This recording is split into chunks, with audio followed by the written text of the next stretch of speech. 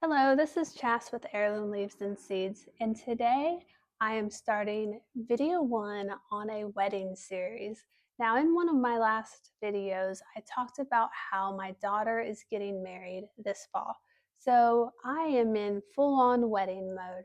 So if you are a mother of the bride or the bride herself, this will be a good video for you to watch to get an idea on how to make your wedding florals go very smoothly. So, number one on my list is your color palette. Now, right off the bat, when we were just getting started into her wedding planning, the first thing I wanted to know was what is your color palette? Not only for the wedding, but for her florals. So her wedding colors is green. She wants a nice dark mossy green, foresty green. And then for her florals, she wanted to have some peaches, pinks, and maybe a little orange. And so if you look at the color wheel, you've got green and opposite it is red. And so that orange pink, that's going to be a pretty good match and they're going to look good together. Plus, those are just beautiful wedding colors for flowers, anyways. All those light, beautiful, soft tones. It's going to be beautiful.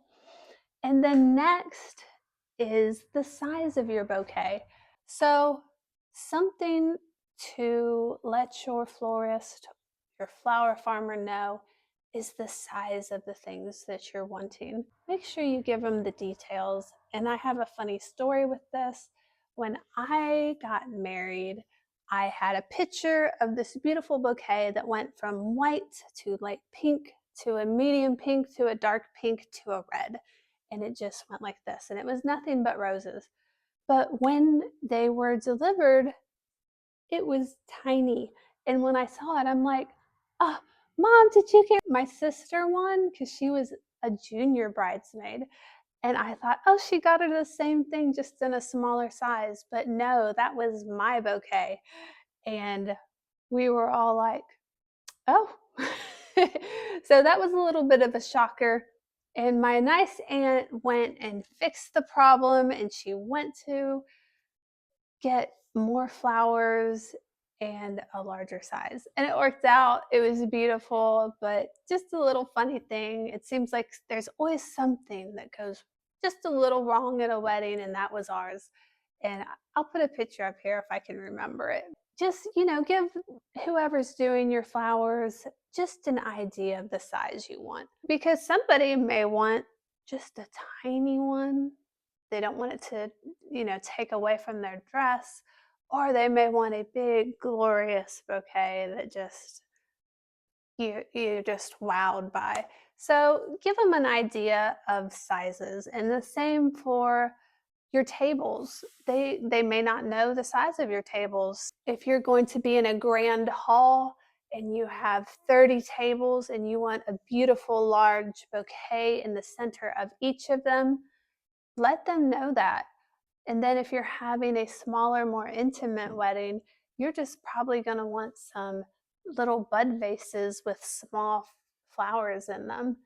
And always keep this in mind as well, is if you want a beautiful, glorious centerpiece in a table, make sure to keep it in mind that depending on how your guests are situated, you don't want this big, awkward floral arrangement right in the middle of the table that people are trying to talk around and they can't see the person across the table from them. Most of the time, you're going to want them to be looked over by your guest if they're on the main table. Next is to think about the flower varieties you are thinking about and the time of the year. So I know that not everybody is going to know the breakdown of what flowers are in their bouquet. My daughter, I am a flower farmer and she's my daughter, and she doesn't know all of the flowers in the bouquet that she showed me for her inspiration. You'd look at something on Pinterest and they will show this beautiful bouquet, but maybe it won't work for your time of year. Now, my first daughter that got married, my oldest, when she first showed me her flowers, she showed me anemones, and those are a beautiful spring flower. And she was getting married in the fall. So I knew that I wanted to grow her flowers for the wedding, and that just wasn't going to work. Flower farmer that knows stuff, knows when to grow them, how to grow them. Sometimes it just isn't going to happen if that flower is very time specific, like a spring flower. And on the flip side, dahlias are another one.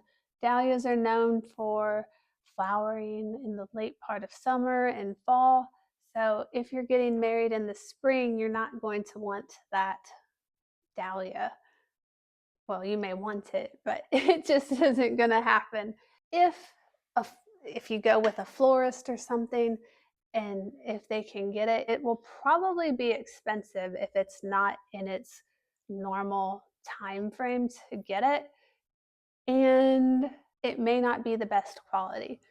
My niece, her inspiration picture had peonies, but she was getting married in February, so I knew we probably weren't going to be able to even order those in. It just wasn't going to happen, and we ended up using a nice garden rose as a substitute. But that's something to keep in mind, to be flexible, because even though you may really like a flower, it may not work for the time of your wedding. And then next is if you would like to have seasonal flowers for your wedding flowers, here are just a few things to keep in mind. So if you're going with your local flower farmer slash florist, instead of coming to them with a specific list of flowers you want, everything will probably go a lot smoother if you tell them your floral color range. So as an example, you may say, I want light flowers that are white, light pink, peach, in that color range. And they will be able to work with that much more easily, and it will be less stressful for both of you if you have a color range instead of a specific flower list. Or I want to recreate this bouquet exactly. That's just something to keep in mind, because a flower farmer isn't really going to be able to, with 100% certainty, guarantee you a specific flower at a specific date, because you just never know what might happen. Now, I can say with pretty good certainty that I'm going to have plenty of celosia, cosmos, and zinnias in July. I'm going to have that probably, but you just never know. You may have a terrible storm come through and wipe out your cosmos and flatten them, or you may have a bad infestation of a certain type of pest. You just never really know. So that's why it's best to try to go with a color range instead of specific flowers. So just something to keep in mind. And then something else is that a flower farmer, and this will kind of vary depending on where you live, but here in Tennessee, Zone 7B, our main flower production time frame is May until September. You might be able to tweak it a little bit, maybe some late April, maybe some early October, but that's pushing it, because you never know. You may get a killing frost in early October that will wipe everything out, even though your last frost date is October 24th, your average one. So just try not to get them to get you a specific flower at a specific time, because you just never know. Another point I wanted to make was, I know that you might be thinking, just colors like pink and peach. You may be like, that is not specific enough. But keep in mind that if you follow them on Instagram and you love what they're showing, or if you go to the farmer's market and you always love the flowers that they have, it's a really good chance that they're going to provide you beautiful flowers. as long as you guys have good communication and don't get too specific. They're going to be able to produce you beautiful flowers. They'll be able to make you something beautiful. I've even tinkered around with making bouquets in February with just things I can forage from the land and no flowers are blooming. So it's just, if you trust them and you've seen them have flowers that are beautiful bouquets over a large span of time, they're going to be able to make something gorgeous for you.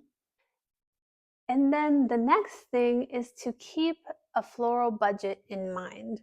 The average cost percentage that they recommend for a floral budget is 8 to 10%. That'll give you just a number to work with and kind of know where you're at.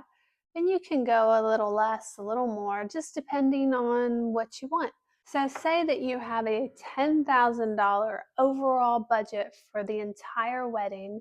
If you were going to keep in that 8 to 10%, your floral budget would be $1,000 to $800.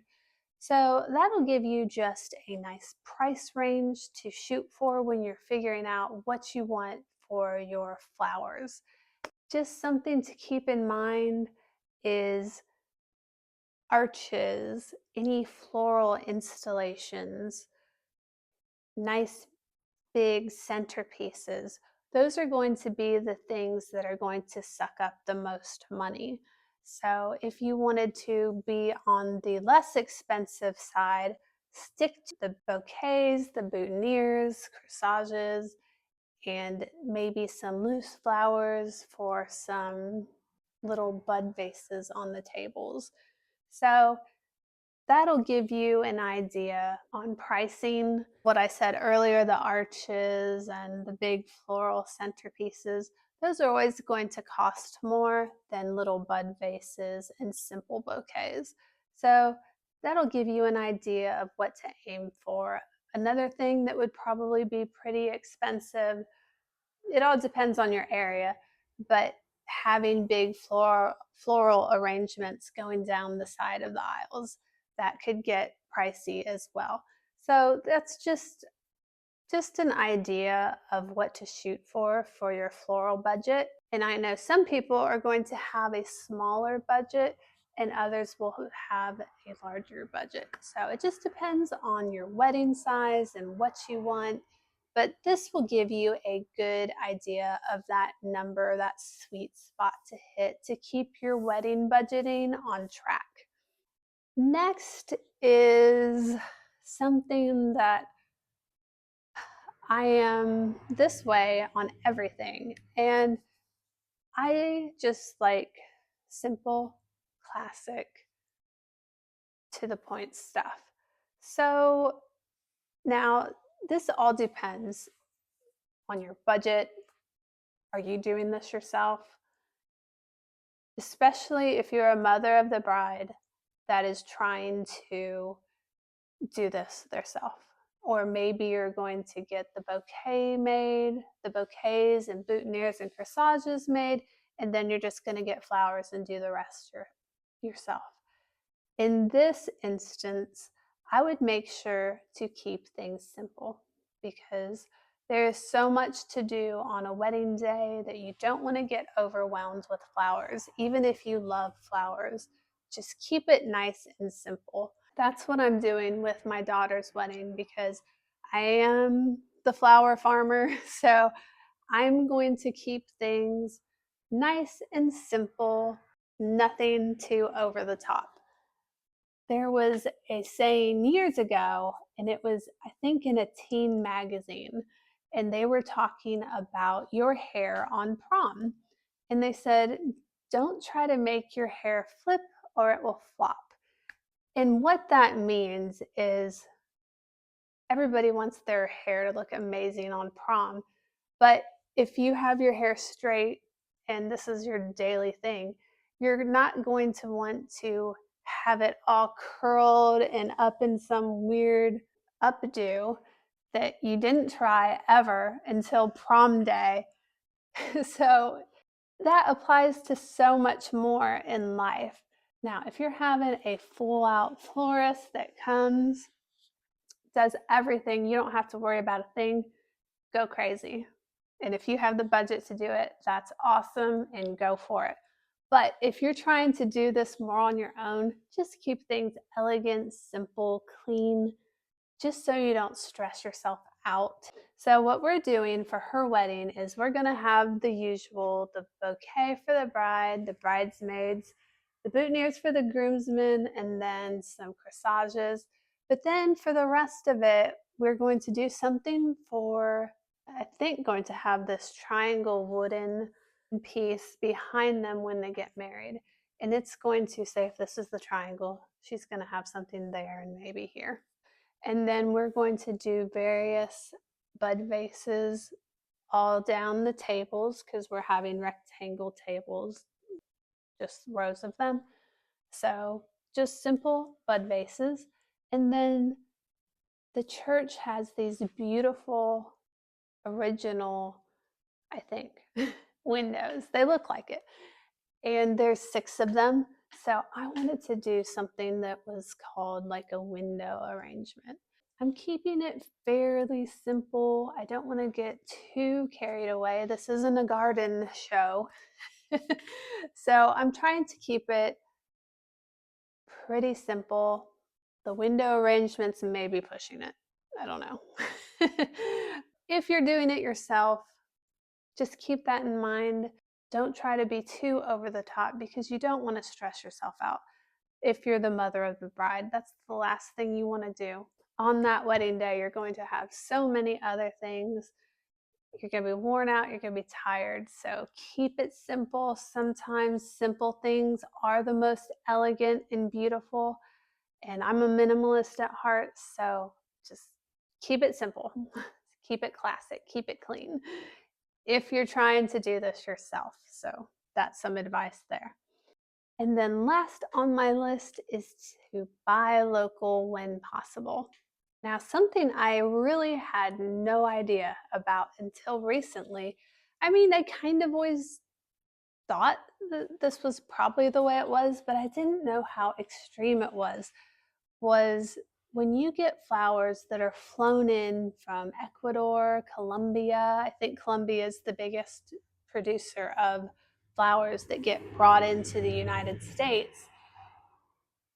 I didn't realize this, but there's no regulations on what they are allowed to use and spray as far as harsh chemicals, insecticides, things like that.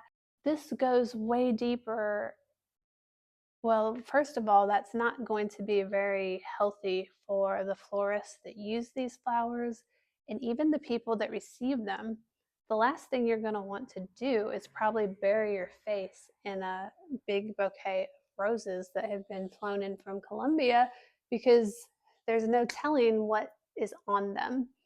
I read once that they said that they tested a florist's hands at the end of the day and they had a slew of chemicals, harsh chemicals, and things that shouldn't be on there.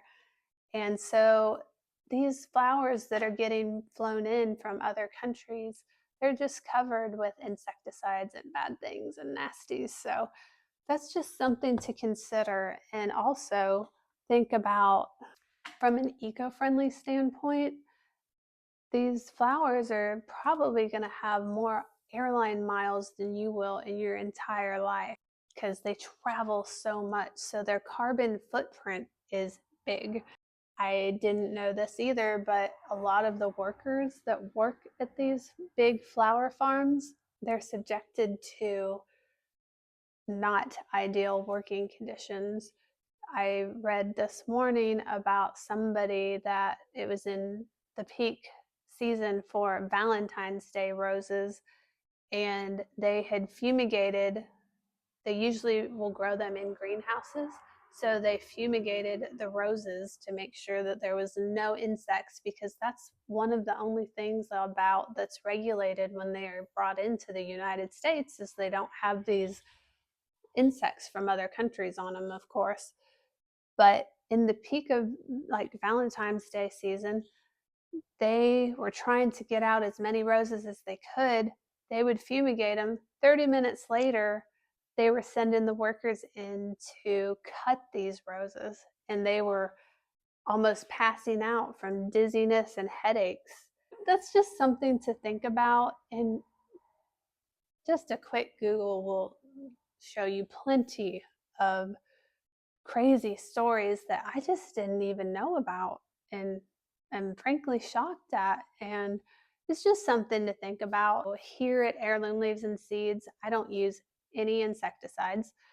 If I have an insect infestation, which I rarely do, I cut them back and that's it. I'm not going to spray some harmful chemical to me or beneficial insects. Yeah, I'll just count it as a loss. Same thing with any disease. I'm not going to spray them. I will cut it back. I just don't want to subject me to that, or the ground, the soil. I don't want these harsh chemicals getting into the soil. And I really don't want the beneficial insects to be compromised either. We don't spray anything. And in the past, I've used an organic seaweed fertilizer, and this year I'm actually going to be growing my own comfrey and my own nettles, and I'm going to use that and make a compost tea so I don't even have to purchase any seaweed fertilizer. That's just something I don't want to have to worry about that for my customers, for me, the soil, the insects, anything like that. So we don't use any of that here. And I didn't quite realize how much it was being used on other farms in other countries. So, that's just something to think about if you're eco-friendly, eco-conscious, which hopefully we all are a little bit. And I know sometimes you may have your heart set on a specific flower, and that's okay. It's your wedding. It's just always nice to support your local flower farmer and your farmer florist. And like I said, if you love their stuff at any other time of the year, you're probably going to love their stuff for your wedding. So I hope you guys found this interesting, and I hope it was helpful for all you mothers of the bride and brides to be. And if you have any questions that maybe I didn't tackle or want to go over something more in depth, just leave it for me in the comment section and I will try to answer them the best I can. Maybe I will have a tips for wedding flowers part 2. So I think next I'm going to go over the overall wedding planning and tips on that. That's it for this video. You guys have a good weekend, and I will see you in the next ones. Bye.